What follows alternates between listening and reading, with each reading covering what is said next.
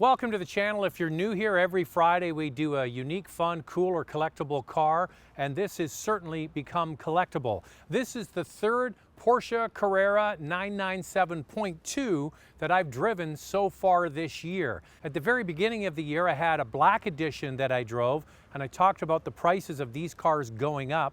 Partway through the year in the summer, I had a 997.2 Cabriolet. I talked about it then. And here we are getting close to rounding out 2021 with yet another market update. And the news flash is pretty simple. Prices of these cars continue to climb.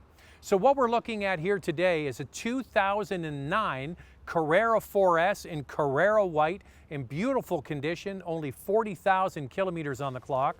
That's roughly 25,000 miles since 2009. So this car is just about to click over and become a 13-year-old car with very low mileage on it.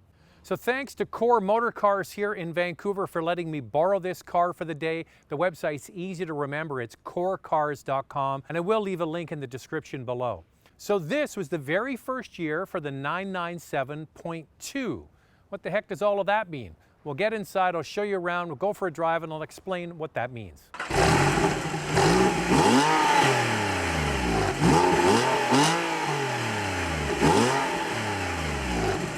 All right, as we make our way out towards the main road, just let you know, what is a 997.2?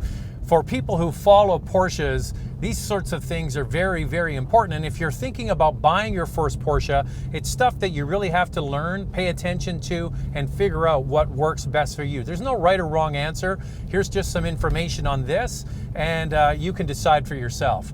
So each model of Porsche that comes out roughly every 7 years has a chassis designation.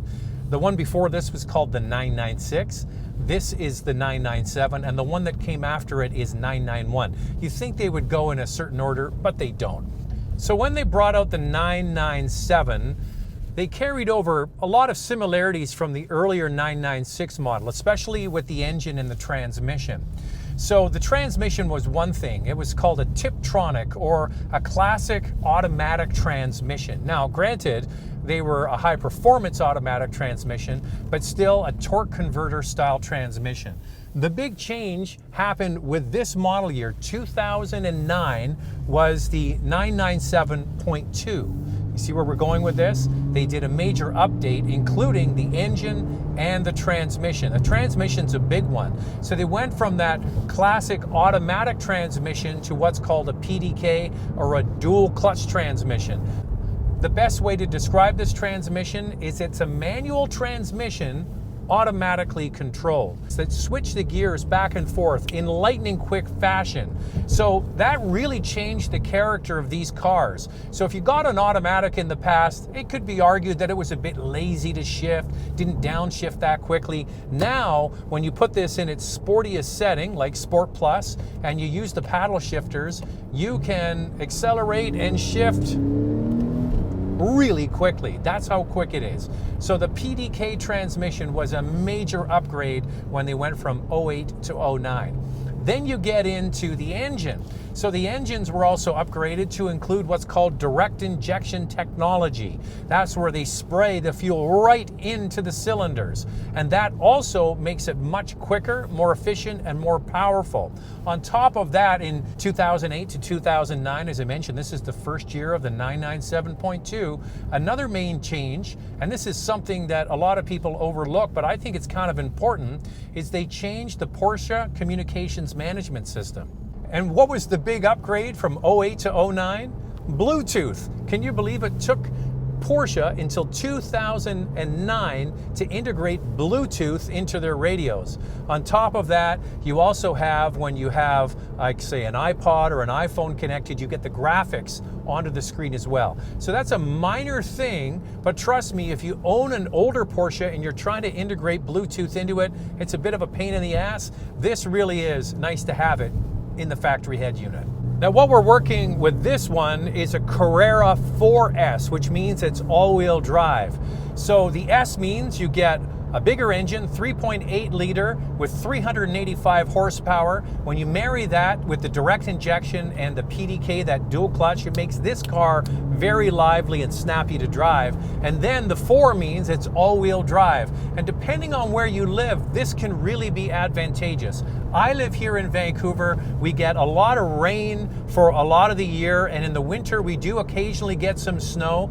And I had 2 older Carreras, mind you, they were air-cooled, but I had a Carrera S and then a Carrera 4S. And I have to say that in a climate like this, and depends on where you live, the all-wheel drive was really nice to have. It gave you an extra layer of safety, traction, stability, especially when you're driving like in a heavy downpour or something. To have that all-wheel drive system there, to me, was another selling feature. And if I was going to buy another one of these cars, I would look for a Carrera 4S or a GTS or a turbo, something like that. So all of those things I talked about, the direct injection engine's a big one, the PDK is a big one, the radio not so much, but it is a factor.